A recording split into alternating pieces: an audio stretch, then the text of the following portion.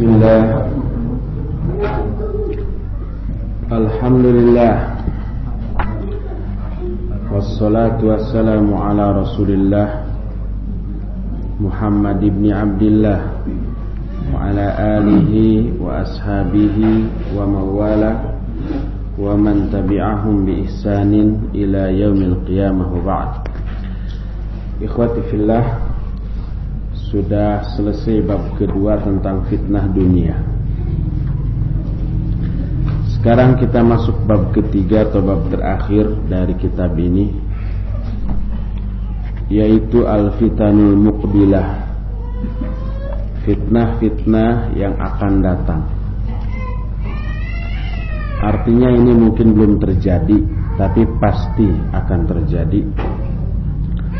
Ada 4 yang dibahas dalam poin ini. Pertama, fitnatul haraj. Haraj artinya pembunuhan. Di antara fitnah yang akan terjadi pada akhir zaman yang dijelaskan oleh Nabi SAW adalah banyaknya pembunuhan di kalangan manusia. Sampai alasan membunuhnya juga, baik yang membunuh ataupun yang dibunuh tidak tahu apa alasannya. Sebuah hadis yang diriwayatkan oleh Imam Al-Bukhari, inna baina yadis sa'ah ala ayyaman yanzilu fiha al-jahlu wa yurfa'u fiha al-ilmu wa yakthuru fiha al-haraj wal haraj al-qatl. Sesungguhnya sebelum hari kiamat ada beberapa hari. Di hari tersebut kebodohan akan turun merajalela. Ilmu pada hari itu akan diangkat dan akan banyaklah terjadi pembunuhan atau al-haraj di dalamnya. Al-haraj adalah pembunuhan. Saking banyaknya merajalelanya pembunuhan di kalangan sesama kaum muslimin di akhir zaman, sampai-sampai yang membunuh dan juga yang dibunuh tidak tahu penyebab terjadinya pembunuhan itu. Dari Abu Hurairah radhiyallahu an, Rasul sallallahu alaihi wa alihi wasallam bersabda, walladhi nafsi biyadihi la tadhhabu dunya hatta ya'ti 'ala an-nasi yawmun la yadri al-qatilu fima qatala wala al-maqtul fima qutila. Faqila kaifa yakunu dhalik? Qala al-haraj al-qatil wal-maqtul fin-nar. Kata Rasul sallallahu alaihi wasallam, demi Allah yang jiwaku ada dalam genggaman tangannya, tidaklah hancur dunia ini sebelum datang kepada manusia suatu hari. Pada hari itu orang yang membunuh tidak tahu kenapa dia membunuh, dan yang dibunuh pun tidak tahu kenapa dia dibunuh. Ada yang bertanya, bagaimana itu terjadi ya Rasulullah? Beliau menjawab, al-haraj, yaitu pembunuhan. Yang membunuh dan yang dibunuh dua-duanya di dalam neraka. Lalu bagaimana manhaj syar'i dalam menghadapi fitnah seperti itu apabila melanda kaum muslimin?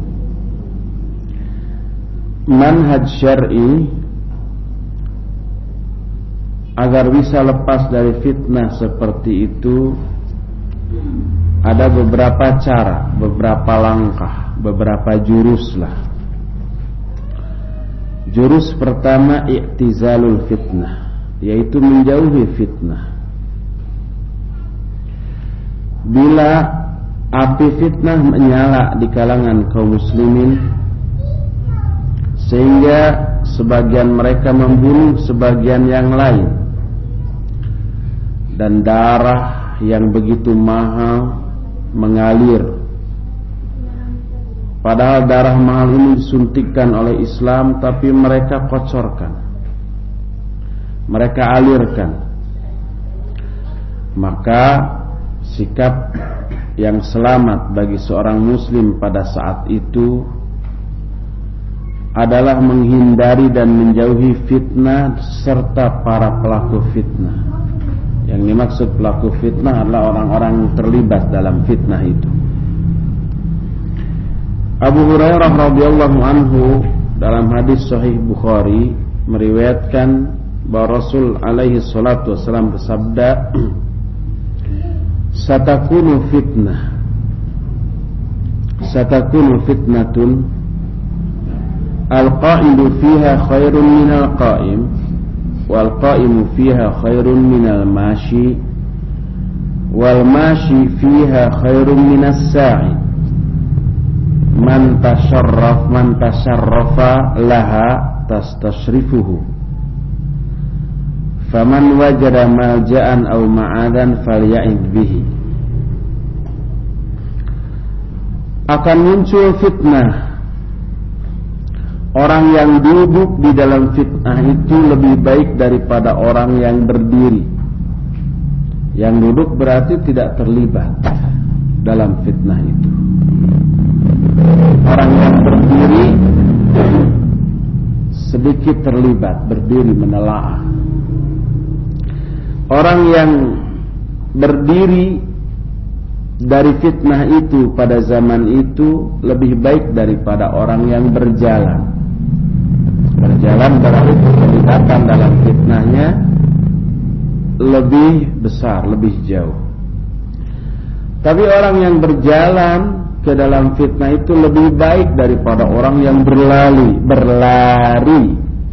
Berlari berarti melibatkan diri ke dalam fitnah itu lebih jauh lagi. Man tasyarrafa laha, siapa yang tasyarraf. Tasyarraf itu maknanya adalah menganalisa dulu lalu terjun ke sana, melibatkan diri. Maka tashrifuhu, dia akan istishraf. Istishraf artinya binasa. Maka siapa orang yang menemukan tempat berlindung, hendaklah dia berlindung di tempat itu. Makna tasyarraf laha tatalla'a laha bi ayyatasadda wa yata'arrada laha wa la yuridu anha. Makna tasyarraf itu tatalla itu menelaah, menganalisa, lalu tasadda melibatkan diri, wa yata'arrada laha memberikan perlawanan kepada lawannya di fitnah itu, wa la yuridu anha dan tidak berpaling, tidak menghindar. Jadi ikut sengaja melibatkan diri. Tastashrifuhu artinya tuhlikuhu, dia binasa dengan keterlibatannya. Inilah yang akan terjadi. Adapun sabda Nabi falya'id bihi, siapa yang menemukan tempat berlindung, berlindunglah di sana. Maknanya i'tizal. Faya'tazilu fihi liyuslima min syarril fitnah, dia beriktizal atau menjauhkan diri dari fitnah itu untuk menyelamatkan diri dari buruknya fitnah. Ini penjelasan Al-Imam Ibnu Hajar dalam kitab Fathul Bari ketika menjelaskan hadis ini. Berkata Dr. Mubarakfuri, Safiur Rahman Mubarakfuri, ketika mentaklik hadis ini, mimma yadullu ala anna syarra hadhil fitnah yusibul mar'a bihasbi ma yadkhulu fiha wa yata'allaqu biha. Hadis ini menunjukkan bahwa kejelekan fitnah yang menimpa seseorang pada zaman itu sangat tergantung dari sejauh mana keterlibatan dan keterkaitan dia dalam masalah itu, dalam fitnah tersebut. Makin terlibat, makin terkait, makin besar keburukan yang akan dialaminya. Nabi sallallahu alaihi wasallam ketika merajalela fitnah itu menganjurkan untuk lari dari fitnah ini, menghindar larinya dan menyibukkan diri dengan mengutarakan hati untuk mencari penghidupan bagi diri atau keluarganya. Disebutkan dalam salah satu hadis riwayat Imam Al-Bukhari, ya'ti 'alan nasi zamanun khairu malir rajulil muslim al-ghanam yatma'u biha syagfal jibal wa mawaqi'an qatar yafirru bidinihi minal fitan. Akan datang suatu zaman kepada manusia, sebaik-baik harta seorang muslim pada zaman itu adalah kambing. Hari ini kita sudah membeli kambing dan menyembelihnya dan sedang diolah. Pas ya. Jadi ingat ke sana, ada kambing. Sebaik-baik harta seorang muslim pada saat itu adalah kambing. Kalau saat sekarang sebaik-baik harta belum kambing tuh. Kambing masih murah meriah. Untuk daurah murah meriah.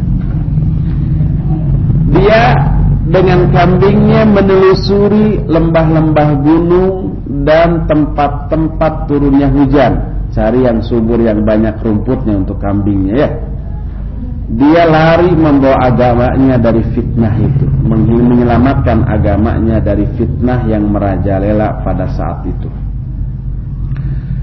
Tujuan dari menghindari fitnah adalah agar tidak terjerumus ke dalam akibat buruk yang Allah ancamkan kepada orang-orang muslim di saat terjadinya fitnah, yaitu saling membunuh. Sebab siapapun yang membunuh dan dibunuh ancamannya neraka. Kata Nabi SAW, "Idza tawajjahal muslimani bisayfihima fakilahuma min ahlin nar." Bila dua orang muslim berhadap-hadapan dengan membawa pedangnya masing-masing, kedua-duanya ahli neraka. Ditanya oleh seorang sahabat, "Fahadal qatil, fama balul maqtul?" Orang yang membunuh wajar masuk neraka. Bagaimana dengan orang yang dibunuh? Kan dia korban ya, bukan pelaku. Kalau yang membunuh pelaku, wajar masuk neraka. Tapi yang dibunuh kenapa masuk neraka juga? Kata Nabi SAW, "Innahu arada qatla sahibih." Karena tadinya dia pun bermaksud membunuh lawannya. Dalam riwayat lain, li'annahu kana harisan ala qatli sahibihi. Karena tadinya dia juga sudah bersemangat, sudah berupaya untuk membunuh lawannya. Sudah berupaya tuh, tidak hanya niat, tapi sudah diikhtiarkan. Cuma lawannya gesit, ditusuk, dia menghindar. Dikadek itu apa? Dibacok, dia menangkis. Pas mau menusuk lagi, keburu keduluan, ceras, mati dia. Makanya karena dia juga sudah ingin dan sudah berusaha membunuh lawannya, tapi karena nggak bisa karena lawannya gesit, dia keburu kebunuh duluan. Dia juga sama-sama di dalam neraka. Betapa ruginya seorang manusia mengorbankan darahnya dan kehidupannya yang begitu mahal hanya untuk terjerumus ke dalam kebinasaan. Tapi itulah fitnah. Fitnah itu buta, tuli dan bisu. Wala haula wala quwata illa billah. Kita berlindung kepada Allah dari fitnah, baik yang zahir ataupun yang batin. Oleh karena itu Islam sudah menutup pintu-pintu kerusakan sejak dini dengan mengharamkan bagi setiap muslim sekedar ngacungkan senjata, walaupun sekedar iseng main-main ya. Makanya ingat ikhwan, ke kawan di kosan umpamanya atau ke anak-anak, ambil pisau, tek-tek dimain-mainkan dulu. Ayo angkat tangan, pisaunya beneran. Nggak boleh mengacungkan, mengarahkan senjatanya kepada sesama muslim sekalipun sekedar iseng.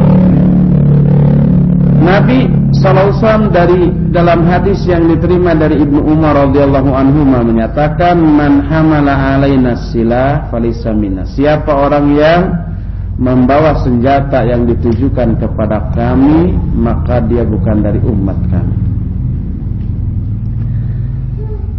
Karena apa? Karena fitnah pembunuhan, bila keburukannya sudah berkobar sedikit saja di kalangan sama muslim, maka nyalanya akan tetap ngabebela sampai hari kiamat. Ngabebela itu berkobar terus sampai hari kiamat, tidak akan bisa reda apalagi hilang. Sebagaimana sebuah hadis dari Sauban radhiyallahu an, Rasul alaihi salatu wasallam bersabda, "Idza wudi'a as-sayfu fi ummati lam yurfa anha ila yaumil qiyamah." Bila telah diletakkan pedang di atas umatku, di kalangan umatku, maksudnya sudah di, kata orang Sunda mah dipesat, dipesat itu dihunus di kalangan umatku, maka itu tidak akan bisa dihilangkan sampai hari kiamat. Hadis ini diriwayatkan oleh Imam At-Tirmidzi dengan sanad yang sahih, disahihkan oleh Syekh Muhammad Nasr Al-Albani rahimahullahu taala. Inilah jurus pertama ketika menghadapi fitnah pembunuhan, yaitu menghindar sejauh-jauhnya, pergi, jangan melibatkan diri di dalam fitnah itu. Jurus kedua untuk menghindari fitnah adalah kasrus suyuf, mematahkan pedang.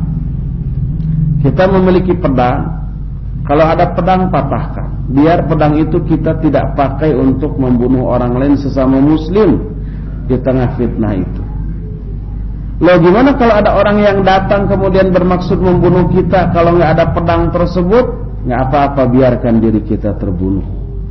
Tidak adakah pembelaan diri yang diwajibkan oleh syariat dalam masa itu? Tidak ada. Loh, kan kita wajib membela diri. Nanti ada pembahasan, tenang. Jadi jurus kedua kasrus suyuf, mematahkan pedang kita. Atau qat'ul autar, memutuskan autar. Autar itu tali ini, tali busur panah, ada talinya, itu namanya autar. Bahasa kitanya apa ya? Tali busur.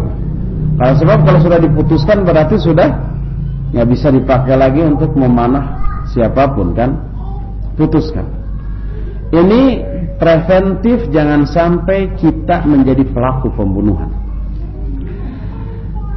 Berkata mu'allif, "Man lam yatayassar lahu al-i'tizal wal firar min al-fitan wal insyghal bi ra'yil aqnam kama arsyada ilaihi sallallahu alaihi wasallam fala aqalla min istinabil qitali fiha wa litta'kidi ala dhalik amara an-nabi sallallahu alaihi wasallam bi kasri suyuf fil fitnah." Siapa orang yang tidak mudah untuk lari menghindar dari fitnah, juga tidak bisa menyibukkan diri dengan menggembalakan kambing sebagaimana yang dituntunkan oleh Rasul sallallahu alaihi wasallam, maka minimal menjauhi peperangan di dalam masa itu. Dan untuk menguatkan hal ini, Rasul SAW memerintahkan kita untuk mematahkan pedang kita di tengah-tengah fitnah itu. Umpamanya kita mau menghindar lari, nggak ada tempat untuk lari di mana-mana, tidak bisa jauh dari fitnah. Lari ke alun-alun, di sana banyak fitnah. Lari ke Dago, ada juga fitnah. Ke Lembang, di sanalah pusatnya umpamanya. Ke Selat Cao, nggak selamat di Selat Cao juga. Pokoknya nggak bisa menghindar, nggak bisa menggembalakan kambing, nggak punya kambing, yang ada BMW sama Mercy. Kalau tuh ada sekarang rumput-rumput susah ya, menggembalakan kambing di alun-alun, nggak ada rumput di sana. Maka minimal kita menjauhi peperangan. Dan untuk menguatkan hal itu, kata Nabi, patahkan pedang kalian. Sebuah hadis yang diriwayatkan oleh Imam Muslim dalam kitab sahihnya, beliau bersabda, "Innaha satakunu fitan alla thamma takunu fitnah. Al-qa'idu fiha khairu minal mashi wal mashi fiha khairu minas sa'i ilaiha. Ala idza nazalat aw waqa'at faman kana lahu ibil falyulhiq bi ibilih wa man kana lahu ghanam falyulhiq bi ghanamih wa man kana lahu ardun falyulhiq bi ardih. Faqala rajulun ya Rasulullah ara'aita man lam yakun lahu ibilun wala ghanamun wala ardun. Qala ya'madu ila sayfihi fayaduqu ala haddihi bihajarin thumma liyanju in istata'an najah. Allahumma hal balagtu. Qala faqala rajulun ya Rasulullah in ara'aita in ukrihtu hatta yuntalaqa bi ila haddis safain aw ihdal fi'atain fa darabani rajulun bisayfihi aw yaji'u sahmun fayaqtuluni qala yabu'u bi ithmi wa ithmik wa yakunu min ashabin nar. Kata Nabi SAW akan muncul beberapa fitnah. Fitan itu jamak dari fitnah. Beberapa fitnah. Dan ingatlah kemudian di sana ada lagi fitnah. Orang yang duduk di dalam masa fitnah itu lebih baik daripada orang yang berjalan. Duduk berarti tidak mau terlibat dalam fitnah itu. Diam. Kalau berjalan berarti dia berupaya terlibat dalam fitnah dengan keterlibatan yang sedikit. Orang yang berjalan di masa itu lebih baik daripada orang yang berlari. Kalau berlari berarti keterlibatan dia ke dalam fitnah itu lebih jauh lagi, lebih besar lagi. Ingatlah apabila fitnah ini turun atau terjadi, siapa orang yang memiliki unta, ikuti untanya. Gembalakan unta itu ke tempat yang terpencil. Siapa yang memiliki kambing, hendaklah dia mengikuti kambingnya. Dan siapa yang memiliki tanah, ikuti tanahnya. Bercocok tanam aja, udah berkebun. Sibukkan diri dengan menggembala atau berkebun. Ada seorang yang bertanya, wahai Rasulullah, anak-anak diam, jangan ngobrol. Boleh kalian masuk di sini, duduk, jangan bicara. Kalau ngobrol di luar, tuh di halaman madrasah di sana main-main. Kata seorang laki-laki, wahai Rasulullah, bagaimana pendapatmu bagi orang yang tidak punya unta, tidak punya kambing, tidak punya tanah? Mengembala kambing, nggak punya kambing. Yang bercocok tanam, nggak punya tanah. Masa tanah orang? Kata Nabi SAW, dia ambil pedangnya, lalu dia pecahkan bagian yang tajam dari pedang itu dengan batu. Pek-prek atau pedang teta. Di pek-prek itu dia apa? Digetok, ditumbuk bagian yang tajamnya, biar nggak tajam lagi, biar tumpul, biar tidak bisa dipakai untuk melukai orang. Kemudian carilah keselamatan bila dia mampu menyelamatkan diri. Ya Allah, apakah aku sudah menyampaikan? Ya Allah, apakah aku sudah menyampaikan? Itu kata Rasul sallallahu alaihi wasallam. Ini seriusnya beliau memberikan petunjuk kepada kaum muslimin di saat terjadinya fitnah seperti itu. Ada lagi seseorang yang bertanya, wahai Rasulullah, anak-anak ngobrol lagi tuh. Hei, ibunya, orang tuanya suruh anaknya keluar main di halaman madrasah tuh. Mereka nggak bisa ngambil manfaat dari ceramah ini, tapi mengganggu. Suruh keluar kalau ngobrol. Wahai Rasulullah, bagaimana pendapatmu bila aku dipaksa lalu aku digiring untuk gabung ke dalam salah satu saf, salah satu barisan, atau gabung ke dalam salah satu di antara dua pasukan yang sedang bertempur, dua-duanya kaum muslimin. Lalu ada orang yang membacokku, memenggalku dengan pedang, atau datang anak panah kemudian membunuhku. Jadi dipaksa gitu ya. Kata Nabi sallallahu alaihi wasallam, dosa dia dan dosa kamu akan dipikulkan kepadanya, kepada orang yang memaksa kita, dan jadilah dia termasuk ahli neraka. Berkata Imam An-Nawawi rahimahullah ketika mengomentari hadis ini dalam kitab Syarah Sahih Muslim, kata beliau, qila, ada orang yang berpendapat, al-muradu bi kasri sayf haqiqatan ala zahiril hadis liyasudda ala nafsi baba hadzal qital, wa qila huwa majaz, wal muradu tarkul qital, wal awwal asah. Kata Imam An-Nawawi, ada yang berpendapat bahwa yang dimaksud dengan memecahkan, mematahkan pedang itu maknanya hakiki, sesuai dengan makna zahir dari hadis ini, untuk mencegah dirinya menutup pintu membunuh orang lain, agar tidak bisa membunuh, pedangnya dipatahkan, atau bagian tumpulnya tadi ditumbuk, dipek-prek, sehingga tidak tumpul lagi dan tidak bisa dipakai melukai orang. Ini pendapat pertama kata Imam An-Nawawi. Pendapat kedua, ini majaz. Majaz itu ungkapan. Majaz itu adalah ungkapan yang bukan makna yang sebenarnya. Maksud dari mematahkan pedang adalah menghindari peperangan. Tapi kata Imam An-Nawawi, pendapat pertamalah yang lebih benar. Karena di saat fitnah merajalela seperti itu,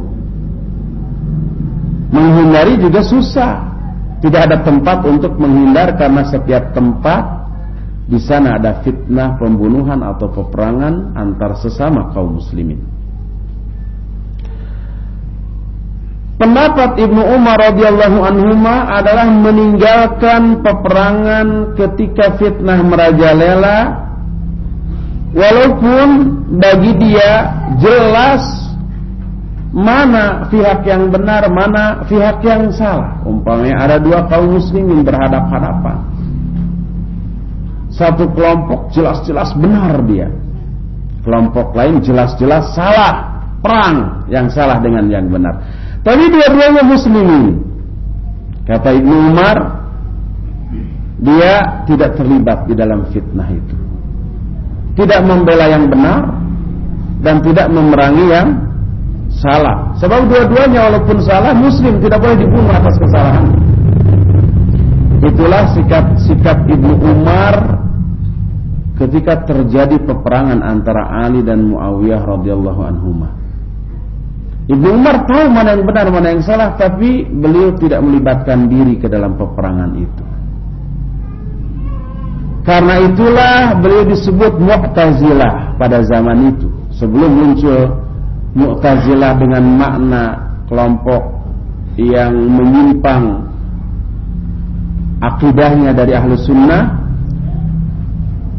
istilah Mu'tazilah sudah muncul, yang ditujukan kepada orang yang tidak terlibat dalam peperangan antara Ali dan Muawiyah, sehingga setiap sahabat yang ditanya dari kelompok manapun sahabat ini, ketika ditanya siapakah yang terbaik di antara orang yang ada pada hidup pada saat itu, mereka menyatakan bahwa khairuna al-Mu'tazilah, bahwa yang paling baik di antara kita adalah orang yang Mu'tazilah. Mu'tazilah itu yang tidak ikut terlibat dalam konflik itu, dan yang dimaksud adalah Ibnu Umar radhiyallahu anhuma.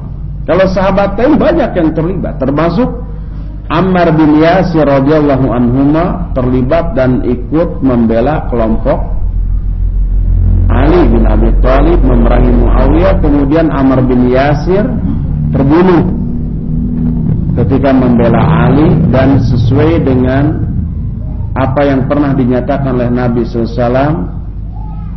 Kata Nabi, taqtuluka al-fi'atul baghiyah, kamu ini akan dibunuh oleh kelompok pemberontak.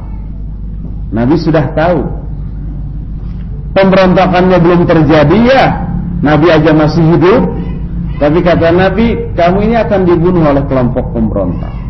Ternyata di kemudian hari terbukti dia dibunuh oleh kelompok Muawiyah. Dan Ibnu Umar tahu mana yang benar, mana yang salah, tapi tidak melibatkan diri dalam hal itu. Sebuah hadis dari Abu Musa al-Ash'ari radhiyallahu an, Rasul alaihi salatu wasallam bersabda, inna baina yadi sa'ah fitanan kaqat'il lailil madlam, yusbihu ar-rajulu fiha mu'minan wa yumsi kafira, wa yumsi mu'minan wa yusbihu kafira, al-qa'idu fiha khairu minal qa'im, wal mashi fiha khairu minas sa'i, fakassiru qasiyakum wa qatti'u awtarakum wadribu suyufakum bil hijara, fa in dukhilu ala ahadikum falyakun ka khairi ibni Adam. Kata Nabi alaihi salatu wasalam, sesungguhnya sebelum kiamat akan muncul banyak fitnah seperti potongan malam yang gelap gulita. Pada saat itu seseorang pagi harinya mukmin, sore harinya sudah kafir. Sore harinya mukmin, pagi harinya sudah kafir. Ini dahsyatnya fitnah sampai begitu tuh, merubah akidah orang hanya dalam sehari. Orang yang duduk pada zaman itu lebih baik daripada orang yang berdiri. Orang yang berjalan pada saat itu lebih baik daripada orang yang berlari. Maknanya orang yang tidak terlibat itu lebih baik daripada orang yang terlibat. Orang yang keterlibatannya sedikit lebih baik daripada orang yang keterlibatannya banyak. Makin terlibat makin jelek, makin tidak terlibat makin baik. Maka kata Nabi sallallahu alaihi wasallam, fakassiru qasiyakum, patahkan oleh kamu qasiyah kamu. Qasiyah itu wadah anak panah yang suka digendong di punggungnya. Kalau kita mau memanah, anak-anak panahnya disimpan di punggung. Wadahnya itu disebut itu. Patahkan itu dan putuskan tali busurmu sehingga nggak bisa lagi dipakai. Dan pukul pedang-pedang kalian dengan batu sampai patah atau sampai tumpul, nggak bisa dipakai, melukai orang. Kalau ada dimasuki rumah salah seorang di antara kalian, maka hendaklah dia bersikap seperti sikap sebaik-baik manusia, ramah, jangan melawan, sabar, gitu ya. Berkata Rasul sallallahu alaihi wasallam, "Idza ra'aitan nas yaqtatiluna 'ala dunya, fa'mid bisayfika ila a'zami sakhra fil hurra, fadribhu biha hatta yankasir, thumma ijlis fi baitik hatta ta'tiyaka yaddu khati'atin aw maniyatun qadiyah."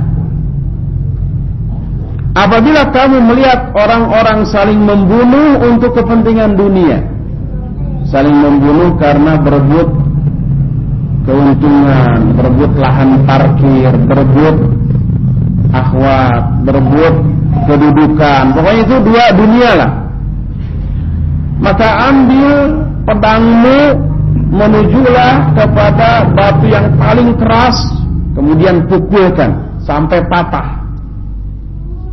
Pedangnya yang patah, bukan batunya.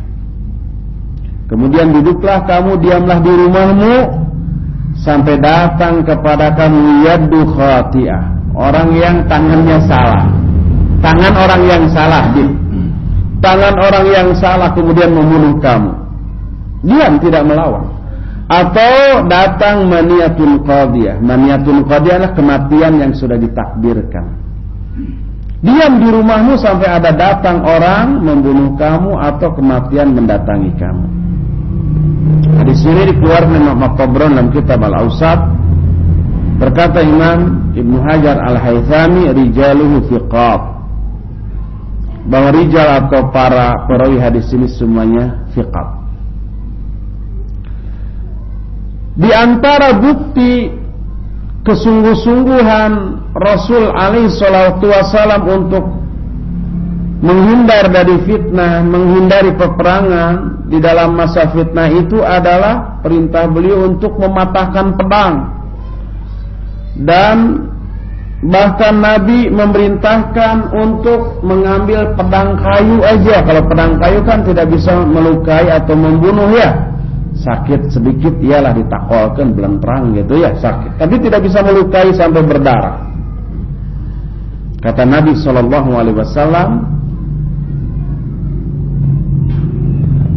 beliau bersabda, "Idza ikhtalafan nas aytakhid sayfan min khashab."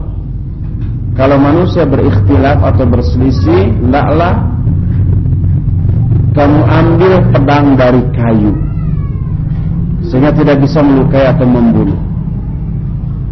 Hadis ini merupakan penggalan dari hadis yang panjang dikeluarkan oleh Imam At-Tirmidzi di dalam kitab Sunannya. Kata Syalbani, hadis ini sahih sanad.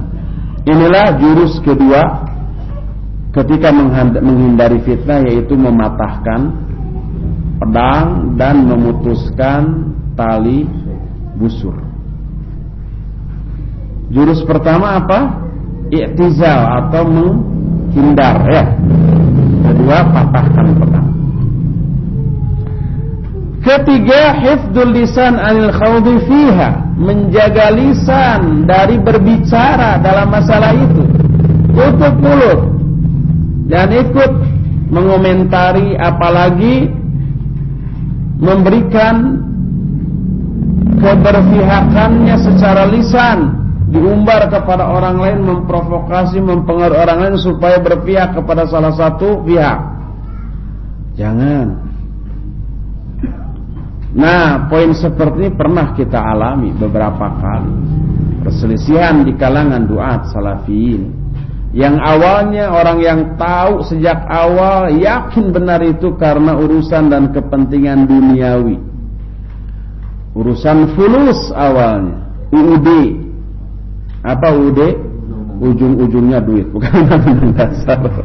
Ujung-ujungnya duit, atau bukan ujung AAD, awal-awalnya duit. Karena kecewa untuk urusan dunia, tapi kalau dia mengemukakan kekecewaannya karena alasan dunia, nggak akan didengar. Dibumbuilah dengan dalil, dengan Quran Sunnah, dengan manhaj, baru didengar. Orang yang nggak tahu, orang yang hanya menomorsatukan fanatisme buta kepada ketokohan seorang ustaz, wah udah ikut. Ini benar, ini dalilnya. Kita yang tahu sejak awal urusannya juga sampai ngiler menjelaskan nggak didengar. Maka diam, bungkam 1000 bahasa dari hal ini jauh lebih baik, sekalipun kita mengetahui siapa yang benar, siapa yang salah. Berkata mu'alif, idza kana al-qitalu fil fitan wa hamlu sayfi fiha min awamil idka'i wa idrami nariha bainal muslimin, fa inna waq'al kalimati fiha la yaqillu khuturatan an waq'is sayf. Bila berperang pada zaman fitnah, menghunus pedang pada zaman itu, termasuk di antara amalan-amalan yang bisa lebih mengobarkan api fitnah di kalangan sesama kaum muslimin, maka mengumbar kalimat perkataan pada zaman itu tidak kalah bahayanya daripada melontarkan pedang, menghunus pedang. Kadang-kadang seseorang melontarkan satu kalimat yang tidak begitu, artinya layul qalahabalan itu tidak diduga akan berbahaya, dianggap sepele, tepira kata orang Sunda, padahal pira, tak seberapa, padahal seberapa. Maka melontarkan satu kalimat yang dianggap tak seberapa justru menjadi penyebab kebinasaan, waliyadzubillah. Sebagaimana sebuah hadis dari Abu Hurairah radhiyallahu an, bahwa Rasul alaihi salatu wasallam bersabda, "Innar rajula la yatakallamu bil kalimah min sakhatillah la yura biha ba'san fayahwi biha fi nari jahannam sab'ina kharifa." Ada seorang yang berkata hanya satu kalimat dari kalimat yang dibenci oleh Allah, la yara biha ba'san, tapi dia menganggap itu sepele. Ya apa-apalah, pirage tepira saukur nyarios kitu, cuma sekedar bilang begitu, tapi dengan ucapannya dia terjerumus ke dalam neraka jahanam selama 70 tahun. Hadis ini keluar dari Imam Ibnu Majah dalam kitab Al-Fitan, dan hadis ini disahihkan oleh Syekh Muhammad Nasir Al-Albani rahimahullahu taala. Oleh karena itu Nabi SAW menekankan pentingnya memelihara lisan di zaman fitnah. Sebuah hadis dari Abdullah bin Amr bin As radhiyallahu anhuma, kata Abdullah bin Amr bin As, "Bainama nahnu hawla Rasulillah sallallahu alaihi wasallam idz dzakara al-fitnah faqala idza ra'aytumun nas qad marajat uhuduhum wa khaffat amanatuhum wa kanu hakadha wa syabbaka baina asabihi faqumtu ilaihi faqultu kaifa af'alu inda dhalik ja'alani Allahu fida'ak afida'ak." Kurang alif, kurang hamzah, fida'aka bukan fidaka. Qal ilzam baitak wamlik alaika lisanak wa khudh bima ta'rifu wa da' ma tunkiru wa alaika bi amrin khassatan bi nafsik wa alaika bi amri khassati nafsik wa da'anka amral amah. Kata Abdullah bin Amr bin As radhiyallahu anhuma, apabila kalian melihat manusia telah ingkar kepada janji-janji mereka dan telah melalaikan amanat-amanat mereka, wa kanu hakadha, dan mereka seperti ini nih, lalu syabbaka baina asabihi. Syabbaka tasbik itu begini, apa bahasa kitanya begini nih? Memanjang, menganyam jari, bolehlah, menganyam jari. Dianyam bisa, benar juga man. Itu bahasa Arabnya tasbik. Bahasa kitanya nggak ada, di dalam bahasa Sunda juga tidak ada apa istilahnya begini, tasbik. Lalu berkatalah Abdullah bin Amr bin As, aku berdiri maju menghampirinya lalu bertanya, apa yang harus aku lakukan ketika itu, wahai Rasulullah, semoga Allah menjadikan aku sebagai tebusan bagimu. Kata Rasulullah SAW, tetaplah kamu tinggal di rumahmu, jaga bagimu lisanmu, jangan ngomong, lakukan apa yang menurutmu ma'ruf dan tinggalkan apa yang menurutmu mungkar. dan kamu laksanakan urusan pribadimu dan tinggalkan urusan umat. Sebab melibatkan diri dalam urusan umat saat itu bisa terkena fitnah. Sudah urus saja urusan pribadi. Makanya tadi disebutkan yang punya kambing, udah kelola aja kambingnya, urus kambing. Daripada ngurus umat lebih baik ngurus kambing. Ngurus umat di saat terjadinya fitnah bisa terfitnah. Ngurus kambing tidak akan terjangkiti kekambingannya. Karakter kambing yang diurusnya. Yang punya unta, urus unta. Yang punya kebun, urus kebunnya. Yang tidak punya kebun, tidak punya unta, tidak punya kambing, punyanya BMW, cuci terus BMW sampai kinclong sudah. Hadis ini dikeluarkan oleh Imam Abu Dawud dalam kitab Sunannya dan disahihkan Syekh Al-Albani rahimahullah. Sebuah asar dari Hudzaifah bin Al-Yaman radhiyallahu an. Dia berkata, "Iyyaka wal fitan, la yaskhas laha ahad.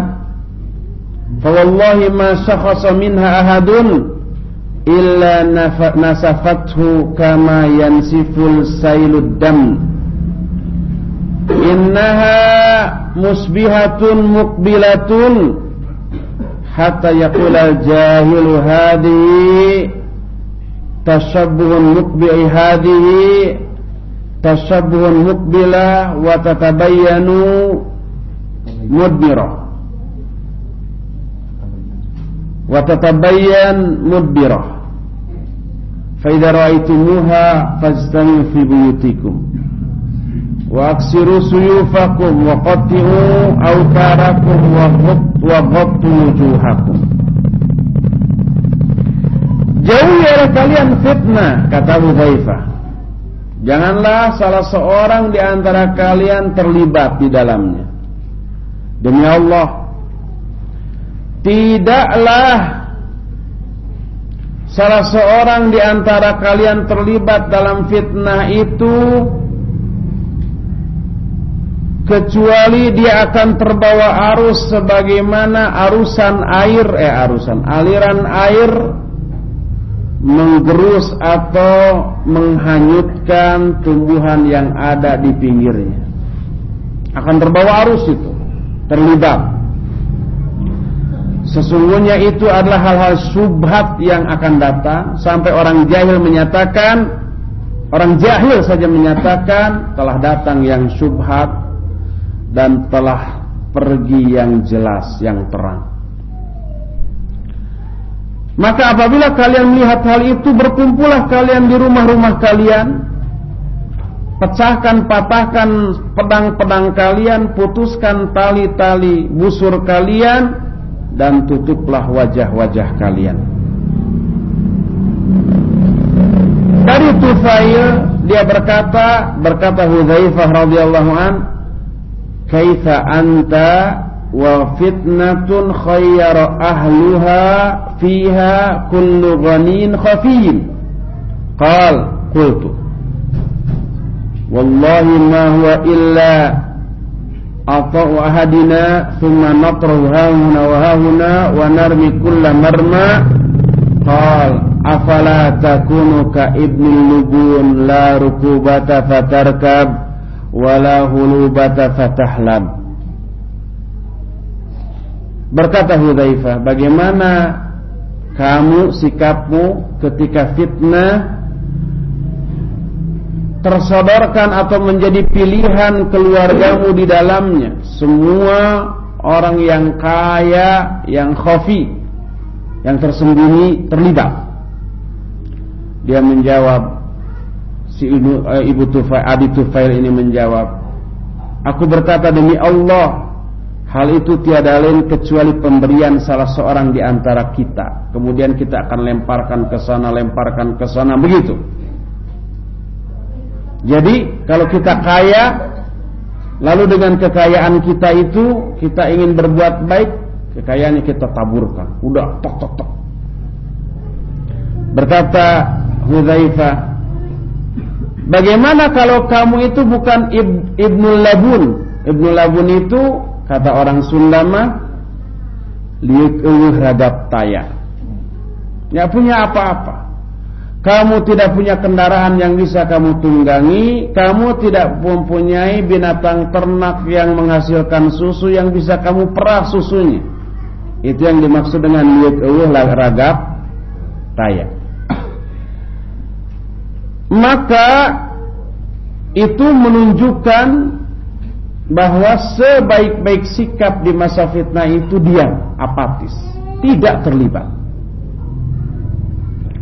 Mungkin ada orang yang menyanggah. Kata si orang itu, zahir dalil tadi itu kok ta'arud. Ta'arud itu bertubrukan, bertolak belakang atau kontradiksi dengan prinsip membela diri yang ditegaskan, ditekankan, diperintahkan oleh syariat Islam. Kan kalau kita lagi diam gak punya salah, ada orang datang merampas harta kita atau membunuh kita, kan kita wajib membela diri ya, walaupun dengan risiko kita harus membunuh dia gitu kan. Seorang sahabat, ya Rasulullah, bagaimana kalau ada orang yang mau merampas hartaku? Kata Rasulullah SAW, la tu'tihi, jangan kamu berikan. Afara'aita in qatalani, bagaimana pendapatmu kalau dia mau membunuhku? Kata Nabi, qatilhu, lawan. Bagaimana kalau dia ternyata membunuhku? Wa finnar, anta fil jannah bid, anta fil jannah, kamu di dalam surga kalau kamu terbunuh. Bagaimana kalau saya yang membunuhnya? Wa finnar, dia dalam neraka. Jadi wajib membela diri di saat kita mau dirampok, apalagi mau dibunuh. Tapi kenapa hadis-hadis tadi itu menunjukkan kamu diam dalam rumah kamu sampai ada orang datang membunuhmu, kamu diam, jangan melawan, kan gitu ya? Terus pedang patahkan, terus busur putuskan, sehingga kita tidak memiliki kesempatan sekedar untuk membela diri sekalipun. Bagaimana kalau umpamanya kita mengatakan tetap pedangnya kita pegang, jangan ditumpulkan, tapi dipakai untuk nangkis saja umpamanya ya. Dia membacok, kita tangkis, dia menusuk, kita tangkis, terus sampai dia lelah sendiri. Setelah lelah, tendang, suruh pergi. Apa bisa begitu? Nggak bisa. Kalau umpamanya dia terus-terusan menyerang, kadang-kadang ada satu kesempatan di mana kita tidak bisa lagi membela diri kecuali dengan cara membunuhnya, kan gitu ya? Sehingga lahir sebuah prinsip di kalangan orang-orang yang bertarung seperti itu, pertahanan yang paling baik adalah menyerang. Serang sebelum dia menyerang. Kemudian itu diterapkan dalam dunia sepak bola juga ya. Pertahanan yang paling baik itu menyerang, serang terus. Walaupun kita kebobolan 10-0, terus saja serang. Asik menyerang, lupa pertahanan. Seperti itu. Dijawab, la ta'arudu baina mabda'i difa'anin nafsi wa mabda'i i'tizal fitnah wa kafil yad wal lisan anha. Tidak ada pertentangan antara prinsip membela diri dengan prinsip menjauhi fitnah, menjaga lisan, menjaga tangan. Karena apa? Karena prinsip membela diri disyariatkan di waktu suasana keadaan normal. Lagi normal, nggak ada fitnah seperti datang perampok, lawan, membela diri. Walaupun nyawa taruhannya. Adapun pada hari-hari haraj, apa haraj itu tadi? Di fitnah pembunuhan, peperangan antara sama kaum muslimin. Maka yang disyariatkan pada masa seperti itu menjaga tangan, menjaga lisan, dan tetap di dalam rumah. Kalau ada orang yang terlibat di dalam fitnah masuk rumah kita, kata Nabi, falyakun khaira ibni Adam, jadilah dia bersikap seperti sebaik-baik Bani Adam. Diam. Jadi ini kekecualian. Kalau dalam kondisi normal ada orang yang membunuh kita, lawan sekalipun harus membunuhnya. Ada yang mau merampok kita, jangan diberikan. Lawan sekalipun berakibat kita terbunuh atau dia yang terbunuh. Kalau dia terbunuh, dia dalam neraka. Kalau kita yang terbunuh, kita dalam surga. Sehingga hadis yang menyatakan kalau dua orang muslim berperang dengan membawa pedangnya masing-masing, maka yang membunuh dan yang terbunuh dua-duanya di dalam neraka. Itu hadis terjadi pada zaman fitnah. Adapun pada zaman normal, ada perampok muslim, kita yang dirampoknya muslim, kita lawan, dia terbunuh, dia di neraka. Kita terbunuh, kita dalam surga. Tidak bertentangan hadis ini dengan hadis yang tadi karena suasananya, keadaannya berbeda. Ini dalam kondisi normal, itu dalam kondisi fitnah. Dalam kondisi fitnah ada orang yang membunuh kita, jangan lawan, diam, walaupun kita harus dibunuh. Wallahu a'lam. Inilah penjelasan para ulama tentang hadis tersebut. Yang lebih baik berdasarkan keterangan tadi bagi seorang muslim pada waktu fitnah berkecamuk adalah menjauhi fitnah itu. Mematahkan pedang-pedang kita dan tidak terlibat di dalam fitnah, memelihara lisan dari berbicara dalam hal fitnah, dan menjaga tangan dan lisan, melarikan diri ke lembah-lembah, menyibukkan diri dengan binatang-binatang ternak kita. Dan itulah isi kandungan hadis-hadis yang tadi secara umum, dan berpaling dari fitnah serta menghususkan diri untuk ibadah secara pribadi kepada Allah. Maka inilah yang dimaksud dengan sebuah hadis Nabi sallallahu alaihi wasallam yang diriwayatkan oleh Imam Muslim dalam kitab sahihnya, al-ibadatu fil haraj ka hijratin ilayya. Beribadah di tengah-tengah musim pembunuhan itu seperti orang yang berhijrah kepadaku. Berhijrah kepada Nabi sallallahu alaihi wasallam adalah ibadah yang agung. Juga berdoa adalah sebaik-baik sikap ketika dilanda fitnah. Dan berdoa pada saat itu merupakan seutama-utama ibadah. Sebagaimana hadis dari Nu'man, Rasul alaihi salatu wasallam bersabda, afdalul ibadati ad-du'a, seutama-utama ibadah adalah doa. Berkata Hudzaifah radhiyallahu an, ya'ti zamanun la yanju fihi illa man da'a du'a al-gharq. Akan datang suatu zaman, tidak akan ada orang yang selamat di zaman itu kecuali orang yang berdoa dengan doa orang yang tenggelam. Orang yang tenggelam, dia rasa dia mau mati. Doanya gimana? Sungguh-sungguh, benar-benar serius, khusyuk.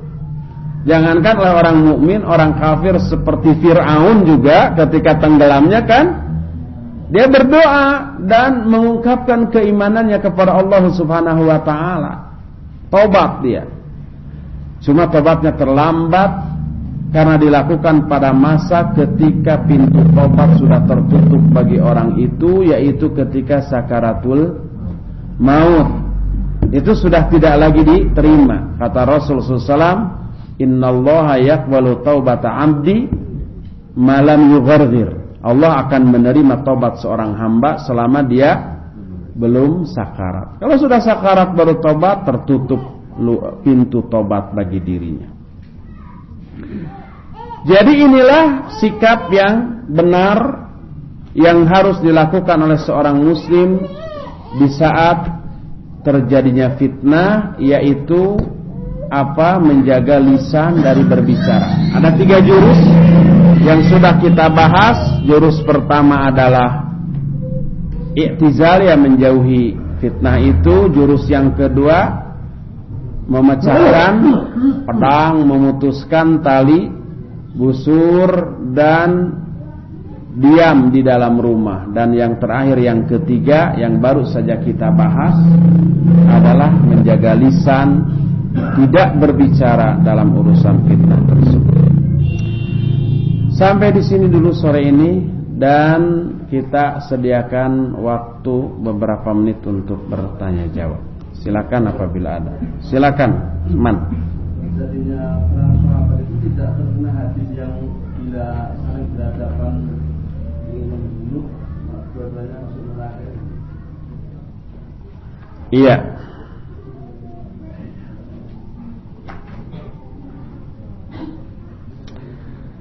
Sahabat, kita sudah jelaskan pada bab-bab awal tentang fitnah masa lalu, perang Siffin dan perang Jamal.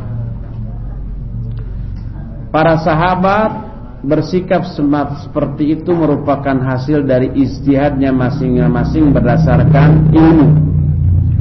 Dan hasil dari ijtihadnya itu harus memerangi pihak lain. Ali menyangka, berkeyakinan Muawiyah itu bughat. Bughat itu apa?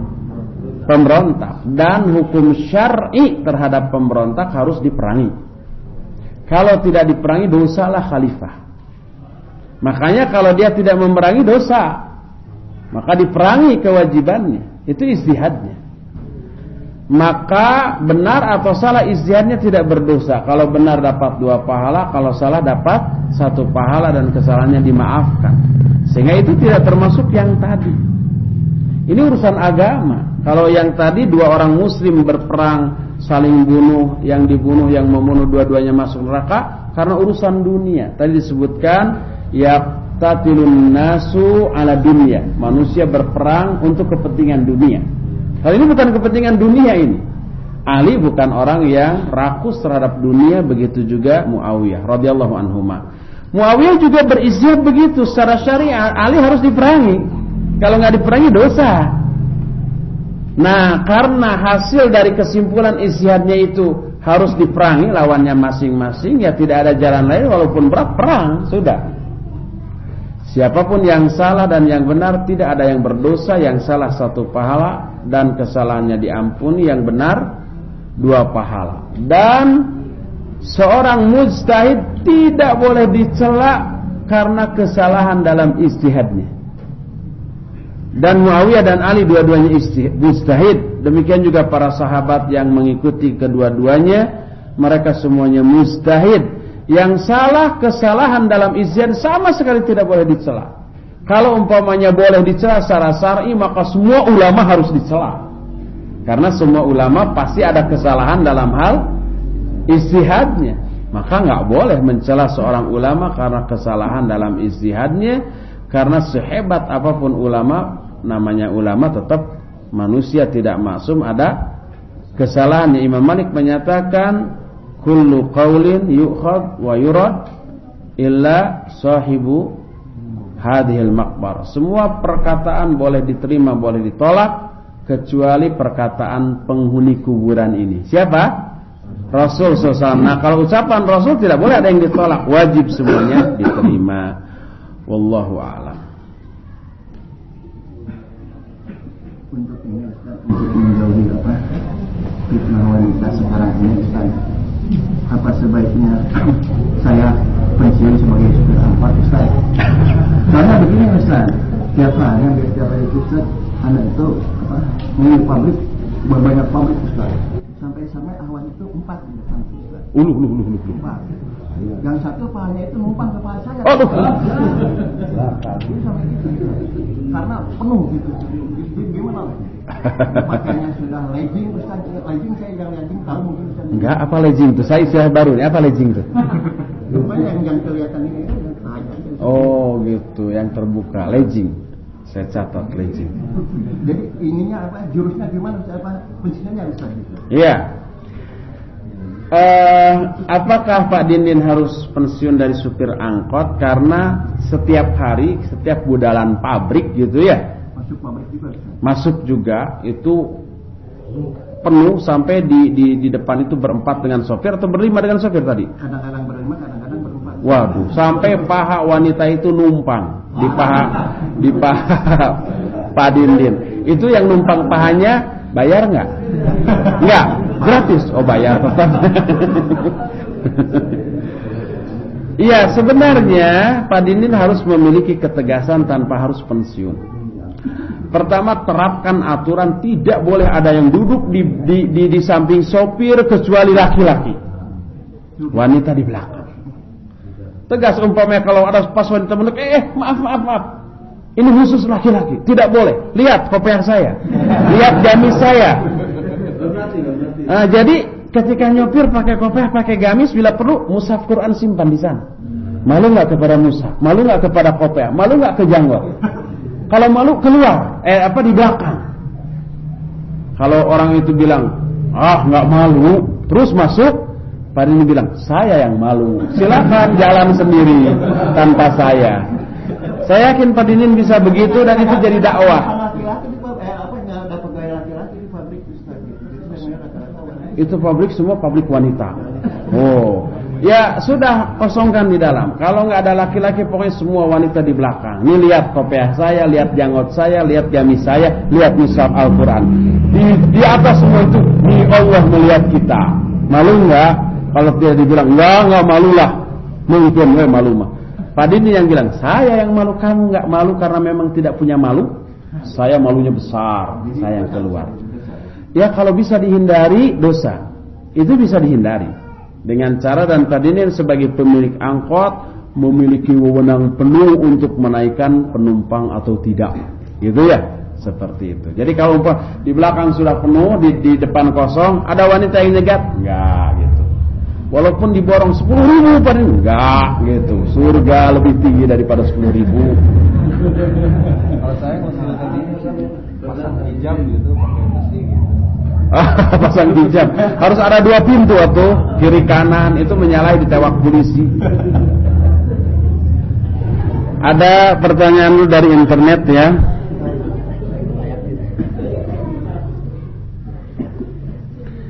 Kita fokus ke ke materi saja. Siapapun yang bertanya walaupun lewat internet yang tidak sesuai dengan materi di cancel saja dulu. Oh ya, panitia kemarin beberapa hari yang lalu menegur saya dengan keras agar saya menghentikan kajian ini kira-kira 15 menit atau 10 menit sebelum buka karena butuh waktu untuk menyiapkannya. Sekarang tinggal kira-kira 10 menit lagi menjelang buka, kita cukupkan sampai di sini. Insyaallah kajian ini akan kita teruskan esok jam 7 ya. Esok mulai jam 7 sampai setengah 9 esok. Jadi setelah kajian pagi ya siap-siap lagi untuk memulai jam 7. Subhanakallahum bihamdik asyhadu an la ilaha illa anta astaghfiruka wa atubu ilaik walhamdulillahirabbil alamin.